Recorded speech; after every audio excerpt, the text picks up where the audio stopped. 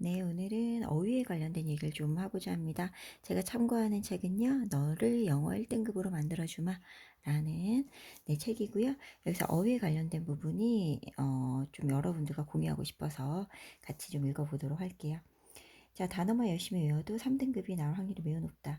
그런데 답답하다. 4, 5등급 이하의 학생들은 너무 단어를 안 외운다. 저도 가르치는 일을 하지만 이건 정말 맞는 얘기 같아요. 이게 등급이 낮을수록 단어를 안 외우더라고요.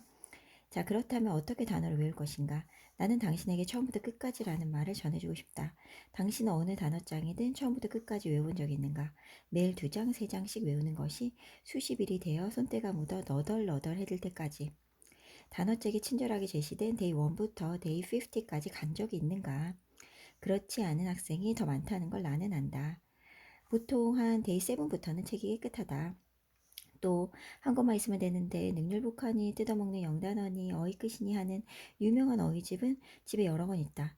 내가 첫째로 제시하는 것은 하루에 데이 2개씩 한두 달만 어휘책 한 권을 독파해보는 것이다.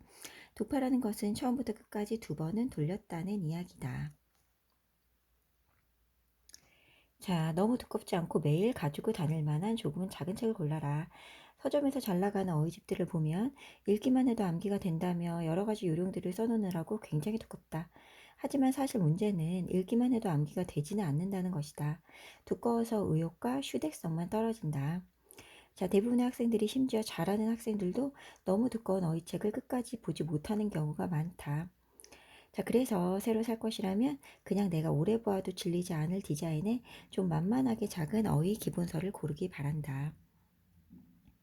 자, 그리고 수능 어휘의 60% 이상을 모르겠다면 자유스토리 실전편 앞에 부록으로 붙어있는 기출 어휘집 같은 것을 반복해서 외울 것을 추천한다.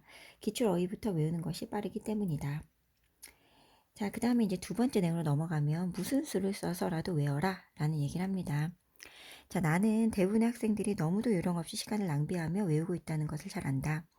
자, 이들에게 꼭 이야기해주고 싶은 것은 바로 어떻게든 무슨 수를 쓰더라도 단어가 외워지도록 스스로 단어 강의를 해보라는 것이다.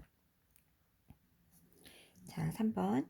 자, 외울 때 발음과 함께 이미지를 떠올리는 훈련을 해라.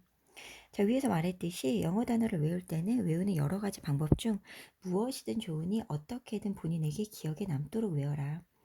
하지만 단어를 보고 어떤 생각도 나지 않을 때 가장 빠르고 좋은 방법은 발음으로 외우는 것이다.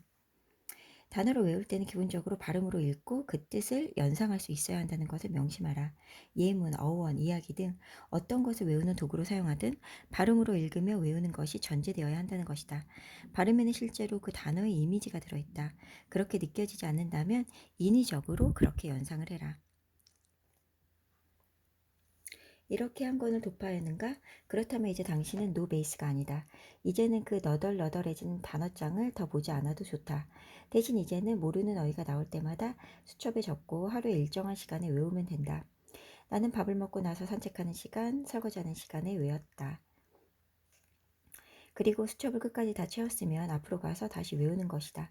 수능 전날까지 모르는 어휘가 나올 때 그 수첩 여백에 조금씩 더 채워넣고 그 수첩만 반복해서 외우면 충분하다.